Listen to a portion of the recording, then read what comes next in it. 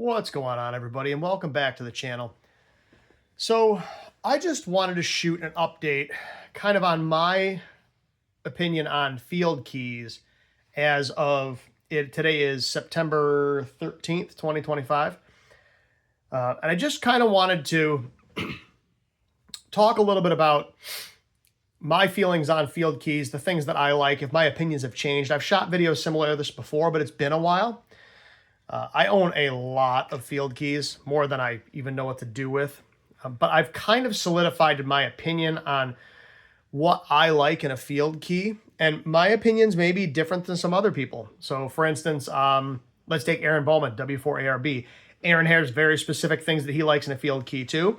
Some of the things he likes, I agree with. Some of them aren't important to me, right? So now Aaron and I are going to agree on a couple of these keys. But you know, what works for you doesn't necessarily work for somebody else, right? So find keys that you like for you. Don't worry about what everybody else likes to send on. Buy keys that you like, that feel good to you, that meet the criteria that you need them to meet, right? So in front of me, we've got my sort of venerable Bengali Expedition. This is my field key for when I'm going to be doing stationary bench type POTUS stuff, right? Nothing beats a full-size key when you're talking about sending accurately and comfortably, right? This key weighs a ton. It's very positive. It feels really good to send on. The adjustments are really nice. This is not a cheap key, right? This is a $300 and change key. And I, now with all the tariffs, I don't even know what this thing would cost.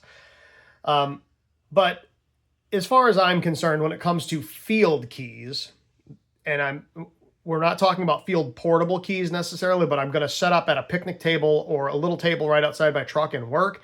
This is my go-to key. It feels amazing to send on. It's rugged. It's durable. The finish on this thing, this is years old and it's been in the field a ton and it looks brand new. I've dropped it. I mean, this key, I take it out in the field in a Pelican case. I mean, there's a few scuffs on the top, but nothing crazy. This key lives in a Pelican case. When I take it out in the field. But once it's out, it's out. And it's really hard to beat a full-size, high-quality key. But this is not the kind of thing I want to carry around, right? If I'm doing a soda, especially like a long hike up soda, some of the ones that I do, I'm not carrying this thing. This thing weighs 3 pounds. But if I'm just hopping outside the truck and working, nothing beats a full-size, high-quality key. If you're looking for a field key that's full size, now anything will work, but my recommendations would be that you buy one that has magnetic return if you're going to be working in the cold. The keys that have spring return, the springs will change tension based on temperature. If it's real cold outside, they feel different. So get one with the magnetic return and get one with not a fancy finish, right? So like my normal everyday shack key is that UR5 CDX. That's my favorite shack key. I wouldn't take that thing out in the field. It's got plastic finger pieces. It's solid brass. It's going to get scuffed up. It's not going to look nice. This Expedition is great. Like an N3ZN, his keys, perfect for that kind of use, that kind of thing, right? But again, they're expensive. So buy what you can afford, but buy what you like. Play with as many keys as you can. I know that's hard. Sometimes it's hard to get your hands on these things, but they are expensive and they all feel a little different. So I would strongly encourage you to try to feel them before you buy them. But like I said, when it comes to a full-size field key, this is my go-to key. Now, I've got my favorite field keys next to me here, and I'm going to kind of bring them out on the table, and I'm going to lay them out, and I'm going to talk about why I like each one of them. All right, so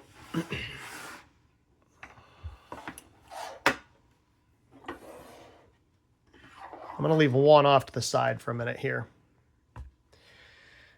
So these are my 5 favorite field keys. All right. And there are reasons why I like these keys. And you're going to see a theme here. You're going to see one particular maker in particular here. I'm going to start with this Bamitech. And you'll see it's in the box. So I have this packaged in the original box with the original bubble wrap. This is one of the ones we did as a group buy for one of my clubs. These were mismarked. This is one of the green Stay Wild ones. You'll see I've got it with the original Allen wrench in the original bubble wrap. And this key was made, you can see this key, I don't know if you can read it or not, but this key was manufactured in 2043. So when Marcus made these, he made some that were mismarked. So we got a screaming deal on these, and we all have different mismarked keys, which makes it kind of cool. Now, let's talk about the elephant in the room with this key. Marcus just passed away. These keys are no longer available. This is probably one of the finest field keys that was ever made. There are a few things that I don't like about it, but all in all, this is probably one of the best field keys that was ever produced. They feel nice. They're pretty nice to send on. They're extremely well built. They look great. Unfortunately, like I said, you can't get these anymore unless you buy it on the secondary market. I know they were selling off the rest of their stock, but they were not currently selling to the U.S. because, again, thanks tariffs and DHL not shipping here anymore. But if you can get your hands on one of these, they are absolutely worth the money. Now, I have the feeling that they are going to get expensive because there are never going to be any more, to my knowledge. You know, like I said, Marcus passed away, and what there is what there is. So I had two of these. I sold one to my buddy Kanan. He has my gray and red one now. So this is the only Bamitech TP3 I have left. And this one's special because this is from that group buy, and it is a mismarked key. So this one's kind of an oddball. It's one of a kind. Now, the things that I don't like about this key, when you hold it in your hand like this, the edges are a little sharp. Now, they're chamfered, but it's not super comfortable. And it's a little bit mushy. It's not as positive as some of these other keys. And the actual finger pieces are very, very small. These are just rubber vacuum caps. If you take these off, underneath it's just aluminum, but they're very small. But all in all, this is a fantastic field key. You'd be hard-pressed to find a better quality field key out there. All right, so if you can get a hold of a Bamitech key, fantastic. But again, they're going to be hard to get a hold of. Now, in the same vein is this modern Morse key. So this key, Aaron makes these. These are fantastic keys. He does a really good job on these. They're beautiful. This particular one is sort of a matte black Cerakote with a shiny black cherry finish. These are extremely well built. They're really comfortable to hold on to. Nice big finger pieces.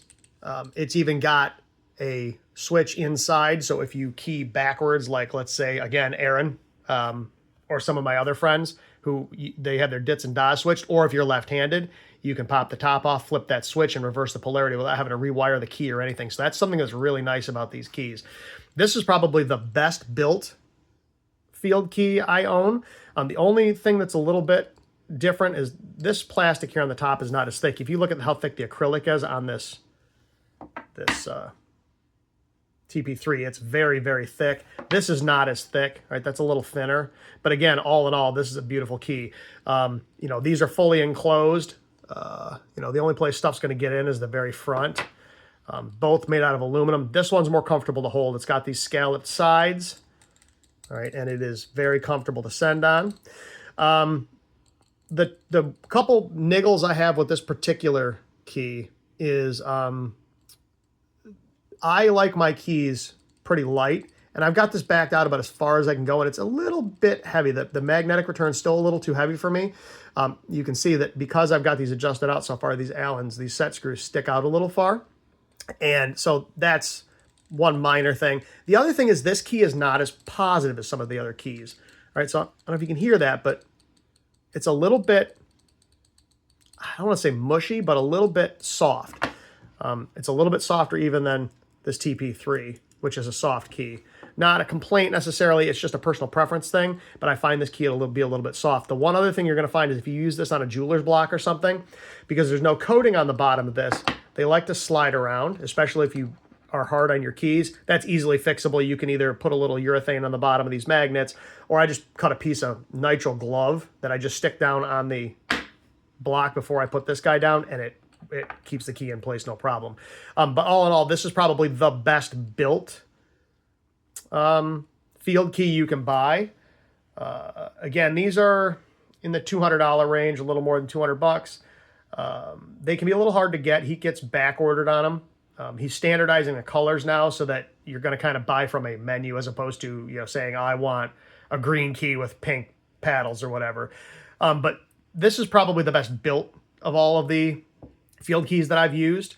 The only notable exception to that would be the Bengali Adventure, that little dinky guy, which is a amazing key. But the problem with that, and the reason I don't own one, is that you really can't hold that key. It has to either be attached to the base, or it needs to have the adapter to attach it to, like the KX2. But that's a fantastic key, but they're extremely expensive. So we got the TP3. We've got our Modern Morse nameless. Now, the last three keys here I have on the table are all by the same maker. These are all by Larry, N0SA. And he's probably my favorite maker when it comes to field keys. Are they perfect? Absolutely not. Do I think they feel the best? Yes. So over here we've got our SPX. I've had this for quite a while. This key is tiny and it feels great.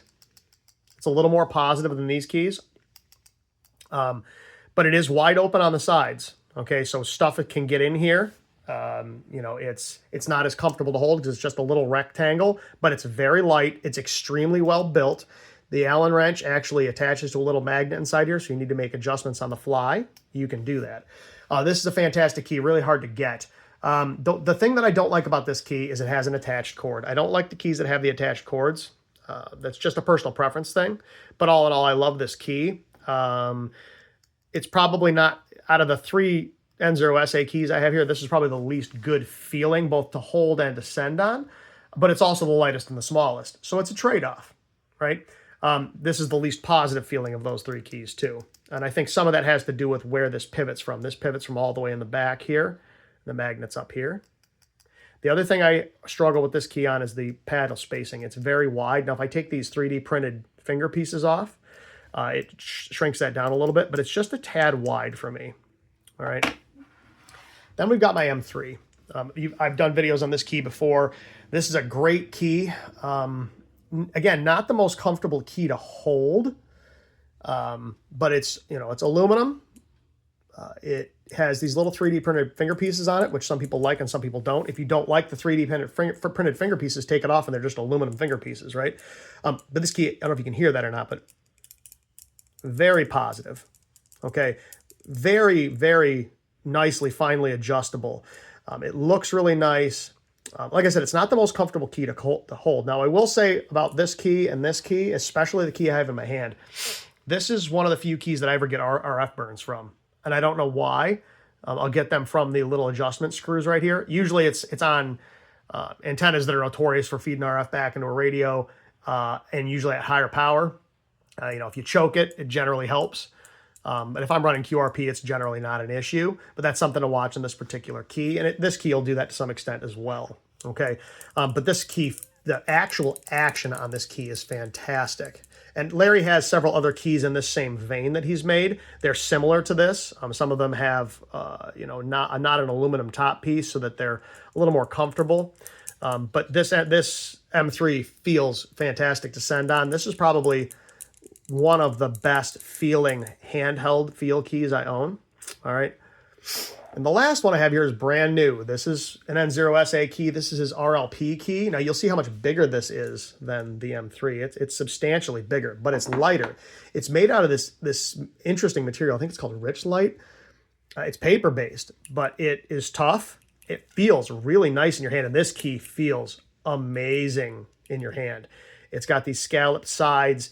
Because it's not metal, it's not cold and, austere feeling. It feels warm in your hand. And just the way that's scalloped feels fantastic. Even if you hold it in your grip like this, or if you hold it like this on those scallops, this key feels great. Now, one of the things that Larry's done with this key that the other keys don't have is this key has magnets on the bottom.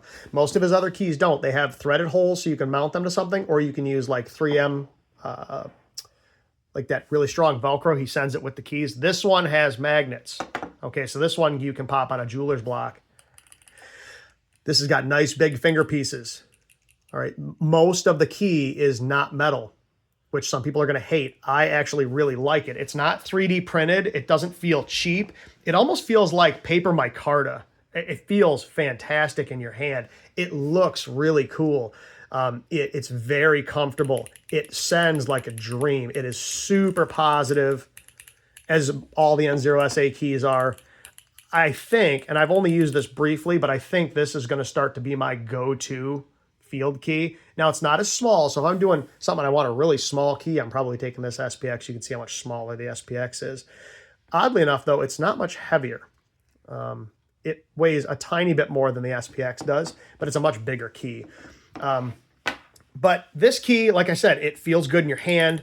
I like the materials. Now, Aaron, W4ARB, is going to hate these materials. I actually, he saw a picture, but he's like, oh, it's cool except for the open sides. He likes them to be closed in so you don't get stuff inside them. That's never been a problem for me. But again, that's a personal preference thing, right? I mean, if you don't like the open sides, go grab a modern Morse. The only place that's open on this is the very front of the key, all right? It's, you know, again, it's a personal preference thing. But this key, if you listen to the difference, and Larry and Aaron work together. These guys know each other. Okay, so you'll see some similarities. Like if you look at the finger pieces and whatnot, there are going to be some similarities. But if I want you to listen.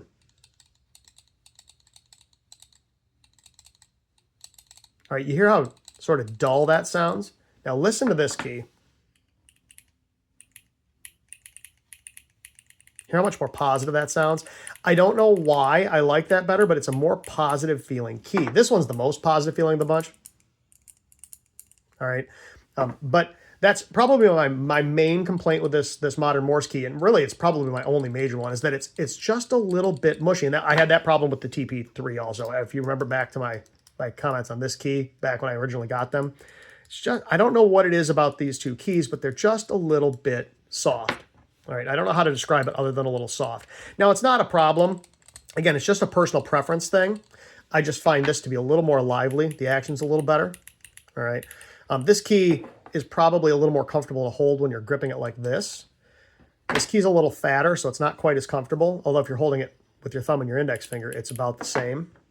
Right, they're both scalloped on the sides, a little bit differently, but you can see how those are curved in, right? And if you look at the TP3, you can see it's just flat sides. It's a slab side. This guy is slab sides and it's wide open and you got sharp pieces sticking out. And this guy's just a little cube, right? So as far as comfort in your hand are concerned, these guys win. But for me, and again, this is early on because I've only had this for about a day. I think this is going to be kind of my new go-to field key just because it feels so good in your hand. I like the material, how it feels in your hand. I like the action. It feels fantastic to send on. So that just kind of gives you an idea as to some of what I think I prefer when we talk about field keys. You know, those are some of the things I look for. How does it feel in your hand? What's the action like? How light can I get it? I like my keys fairly light. So can I get the magnetic return light enough to make me happy? You know, is it comfortable to hold? How big are those finger pieces? I prefer these big finger pieces. So like I said, on these, if I take one of these caps off this TP3, you can see how little these, and this helps if you're trying to make this a little less soft. You can see how little that is compared to, say, this, or, oh, sorry, I bumped the camera, or this. I mean, look at how big those are. I love the size of these. This is my preferred. He did this right. This is how big these paddle finger pieces should be as far as I'm concerned. But again, it all comes down to personal preference and what you can afford. None of these are cheap keys. Some are much more expensive than others. But at the end of the day, buy what you like and buy what you can afford. And for me, like I said, I mean, I can afford all these keys. And for me, this is probably, I think this is the most expensive key. These guys are all about the same price. This guy was sort of in between. I think these are a little over 200 bucks. These were about 170 bucks. These guys were like 125 bucks, and then there was like 15 bucks shipping. So it came out to like $140 for the N0SA keys. For me, like I said, this is kind of my sweet spot. I love all of these keys for different reasons, and I use all these keys for different reasons. You'll see me using all of these keys on the channel. Now, before I button things up, let me throw out my honorable mention. And this is a key that I always thought I would hate. And then I got one. It came with a radio. And I tried it. And I actually don't hate it. Everybody says this key sucks.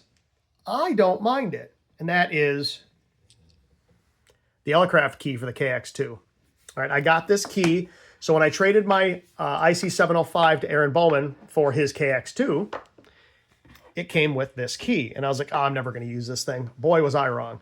It's convenient. You pop it right on the front of the radio. It takes up no space in the bag. It's actually not bad to send on. It's fairly positive. The Allen wrench is attached to the bottom to make the adjustments. Now, yes, it only works on the KX2, so it's stuck with one radio. It lives in, because I've got two KX2s now, so this lives in the bag with one of my two KX2s. But all in all, I really kind of like this key. I thought I wouldn't like it, and I've been pleasantly surprised with it. So that kind of gives you an idea as to what my thoughts are on field keys and, you know, what I look for here in 2025, having a lot more experience with these now. You know, like I said, I've made other videos like this, but I've been doing this for multiple years now, and I've really kind of come to realize what I like and what I don't like when it comes to keys. And you'll notice that there are no 3D printed keys here. There are no completely plastic keys here. So for instance, like the palm keys, their straight key is amazing. I don't particularly like how the other, like the iambic dual lever keys feel. The levers are a little mushy and they bend a little bit, and you know, it's an interesting mechanism, but I really don't kind of like how they feel to send on. And ultimately for me, that's the most important thing, is how does it feel to send on? You know, they look cool, they're convenient, they slide together, they're really neat. But if they don't feel great to send on, then, you know, I might still buy a Palm Pico just to have it, but it wouldn't be my go-to field key. So I'm curious to see what your thoughts are on keys. You know, if you're a field operator, what's your favorite field key? What do you look for when you buy a field key? You know, do you look for specific attributes? Like, do you want it to be enclosed? Do you want the ability to switch polarity? Do you want ultra light? Do you want interesting materials? Do you want it to feel a certain way when you send on it? What do you look for when you buy a field key? And like I said, what's your favorite key? I'm curious to see what people say. So if you've got a favorite field key, let me know down in the comments below what your favorite field key is and why it's your favorite. So if anybody's got any questions on any of these keys or any CW stuff in general, please feel free to leave those questions in the comments. I'll do my best to answer them. I try to answer every single comment, or at least like every single comment that I get on every single one of my videos. That takes some time, but I feel it's important, especially when people have questions, to try to answer them to the best of my ability. Sometimes I can't give you a straight answer, but I will always do my best to give you some sort of answer. So like I said, if you've got a favorite field key, let me know what it is. Let's start a conversation in the comments. I'm curious to see what you guys all think. So with that being said, I really do appreciate you watching. Thank you so much. Thank you for your support. Until next time, as always, 7-3.